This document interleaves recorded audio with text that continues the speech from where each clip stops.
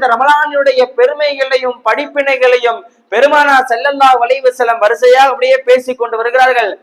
சொல்லுகிறார்கள், எந்த ஒரு மனிதன் இந்த ரமலானினுடைய மாதத்தில் ஒரு மனிதருக்கு நோன்பு வைப்பதற்காக உதவி செய்கின்றார்களோ அந்த மனிதனுக்கு கிடைக்கக்கூடிய கூலி சுவனம் என்று சொல்லுகிறார்கள் நபிகள் நாயகம் ஸல்லல்லாஹு அலைஹி வஸல்லம் அவர்கள். அல்லாஹ் அக்பர். ஒரு மனிதருக்கு நம்ம உணவு வழங்குறோம், நார்மல் டேஸ்ல வழங்குவோம், ஏதோ மிஸ்கின் வராங்க அவங்களுக்கு வராங்க அவங்க கொடுப்போம், அது வேற விஷயம்.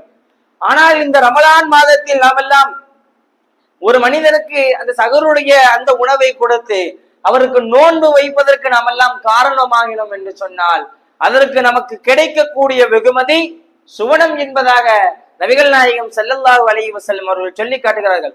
அடுத்து அப்படியே இந்த நோன்பு திறக்கதை பத்தி பெருமானார் சொல்றாங்க, எந்த ஒரு மனிதர் இந்த ரமலானுடைய மாதத்தில் ஒரு மனிதனுக்கு நோன்பு திறப்பதற்கு உதவி செய்கின்றானோ அவருடைய பாவங்கள் மன்னிக்கப்படும் என்பதாக நபிகள் நாயகம் ஸல்லல்லாஹு அலைஹி வஸல்லம்